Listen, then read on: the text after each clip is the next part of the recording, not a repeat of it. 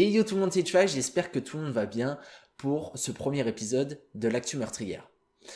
J'ai décidé de vous faire ce nouveau format suite à un article qui est paru de par les études de l'ONU qui explique que les homicides tuent beaucoup plus de personnes que les conflits armés. J'ai donc voulu m'intéresser un petit peu à ce qui se passait en France et autour du monde plus généralement en ce qui concerne ces homicides, disparitions ou faits étranges. Je vous ai retrouvé quelques histoires de faits récents qui datent de maximum un mois, mais qu'il est très probable que vous n'ayez pas entendu parler, ou très peu, ou pas en détail. On est parti pour ce premier épisode. Évidemment, si ce format vous plaît, n'hésitez pas à me le dire et à apporter quelques points d'amélioration, je suis toujours preneur. On part pour la première actualité que j'ai nommée la folle vengeance.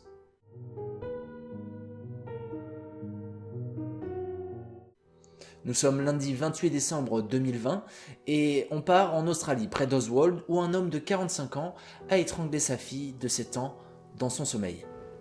Si vous n'avez pas entendu parler de cette affaire, ne vous inquiétez pas, il est tout à fait normal de ne pas parler tous les jours de toutes les affaires qui sortent. De 1, puisqu'il y en a énormément, c'est un peu flippant, et de 2, puisque certaines sont en cours de jugement où nous n'avons pas assez d'éléments pour pouvoir les diffuser, je pense, à l'écran. Revenons-en à notre petite fille de 7 ans.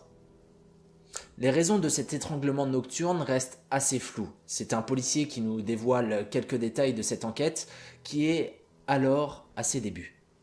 Suite à ce moment de folie, c'est le père lui-même qui appela la police. Les forces de l'ordre arrivant sur place ne peuvent que constater le décès de la fillette. Il a immédiatement reconnu les faits et a évoqué une volonté de vengeance. Évidemment, placé directement sous surveillance, un état psychologique du forcené a été demandé. Suite à ça, il y eut une ouverture d'information judiciaire pour meurtre sur mineur par ascendant. Une autopsie de la petite a été faite le lundi 5 janvier. L'enquête a été confiée à la sécurité départementale. Si j'ai d'autres nouvelles à ce sujet, je vous en ferai part. Deuxième actualité, restons en France, hors métropole cette fois-ci, parlons de féminicide à Nouméa.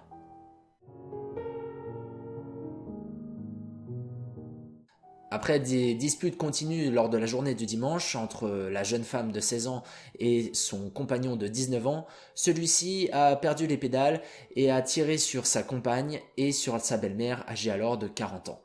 Malgré l'intervention rapide des secours sur place, au Vallon d'Or dans une banlieue de Nouméa, ceux-ci n'ont pu que constater la mort des deux jeunes femmes. Le jeune homme de 19 ans alors s'est rendu le soir même, le dimanche 3 janvier, à la gendarmerie. Les violences conjugales en Nouvelle-Calédonie atteignent un niveau record, où elles constituent 3,8 faits pour 1000 habitants. A contrario, en France, nous sommes à peu près, même si c'est énorme, à 1,6 faits pour 1000 habitants, ce qui fait plus de 2 fois plus. Troisième actualité, dont vous avez dû sûrement entendre parler, je l'ai appelée Alibaba et le gouvernement chinois.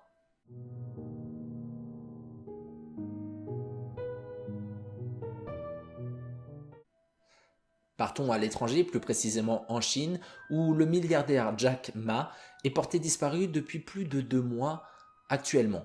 Il est le célèbre fondateur de Alibaba et de Ant.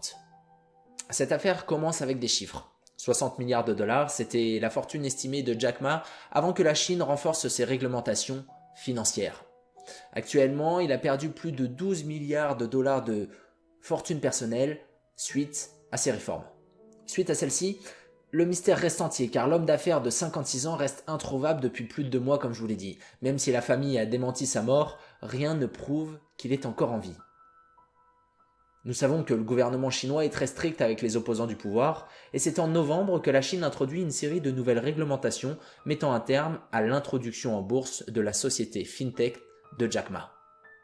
Les nouvelles règles ont été imposées quelques semaines après que Ma a critiqué le système financier chinois lors d'une conférence à Shanghai en octobre. Encore plus étrange, en novembre, un mois plus tard, le businessman devait faire partie du jury d'Africa Business Heroes, une émission permettant de récompenser de jeunes entrepreneurs africains. Pourtant, l'entrepreneur chinois manquait à l'appel. Contactés par Business Insider, les responsables de l'émission ne se sont pas encore exprimés sur le sujet. Néanmoins, un porte-parole d'Alibaba a assuré que Jack Ma ne pouvait plus faire partie du jury pour la finale du concours, en raison, je cite, d'un problème de planning. Étrange. Mais ce n'est pas tout. Un post d'un milliardaire chinois a refait surface, datant de 2019, parlant, à ce moment-là, de l'année 2020. La publication de Guo Wenhui, ayant fui la Chine en 2014 prétendant dénoncer la corruption en Chine, contient une interview. Dans cette dernière, l'homme d'affaires affirme que l'année prochaine, donc en 2020, Jack Ma serait probablement disparu ou mort ou en prison parce que la Chine veut reprendre le contrôle de sa société Ant. Alors simple disparition, retraite anticipée ou gouvernement impliqué, nous en saurons plus dans les mois à venir. Quatrième actu, le roi des blaireaux.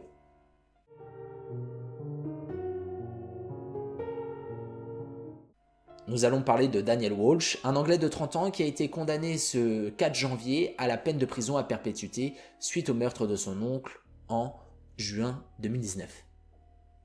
Après avoir assassiné et démembré le corps de son oncle de 71 ans, il a éparpillé des morceaux de celui-ci dans les terriers de blaireaux pour que celui-ci soit dévoré et, par la même occasion, puisse faire disparaître les preuves de son acte. Après avoir assassiné et démembré le corps du vieil homme de 71 ans, il avait tenté de faire disparaître le corps en éparpillant des morceaux de celui-ci dans les terriers de blaireaux pour qu'ils leur servent de repas. Pendant 3 mois, Walsh, qui vivait chez le vieil homme, n'a cessé d'affirmer qu'il l'avait retrouvé mort, et que dans la panique, il avait acheté une scie et des gravats pour découper le corps. Cela aurait pu marcher, mais c'était sans compter que Walsh avait fait l'objet d'un signalement par son oncle, car celui-ci lui volait de l'argent. Cinquième et dernière actu, un peu what the fuck pour terminer, l'homme nu dans les arbres. Partons en Australie, où 2 amis qui pêchaient tranquillement le crabe ont aperçu un homme nu criant à l'aide accroché à des mangroves. Après les avoir suppliés de leur donner de l'eau, l'homme a expliqué qu'il était perdu là depuis 4 jours, survivant, en mangeant des escargots. Les 2 hommes l'ont alors autorisé à monter sur le bateau pour le secourir. L'homme leur a d'abord dit qu'il était allé voir le concert le soir du Nouvel An. On pensait qu'il avait juste fait une grosse soirée, a déclaré Cave Joyner. Il avait des égratignures partout sur lui et il était complètement couvert de piqûres de moustiques et de boue sur tout le visage et la poitrine. Il était mal en point. La police a plus tard confirmé aux médias australiens que l'homme était en réalité fugitif. Il s'était échappé quelques jours auparavant après avoir volé des armes. Il a été arrêté avant d'être conduit à l'hôpital royal de Darwin pour y être soigné.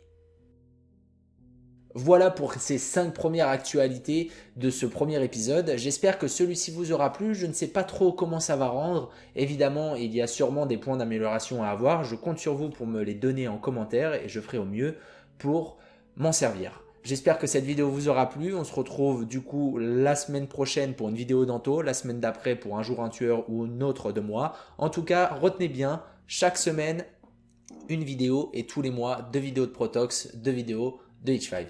Portez-vous bien, c'était H5, ciao tout le monde. Il a immédiatement reconnu les faits et a évoqué... Il a immédiatement reconnu les faits et a évoqué un... Il a immédiatement reconnu les faits et a évoqué... Il a immédiatement reconnu les faits et a évoqué une volonté de voir. Il a immédiatement reconnu les... Oh putain, j'arrive pas à articuler. Il a immédiatement reconnu les faits et a immédiatement reconnu les faits et a évoqué. Oh putain, il faut en faire un best-of là. Hein.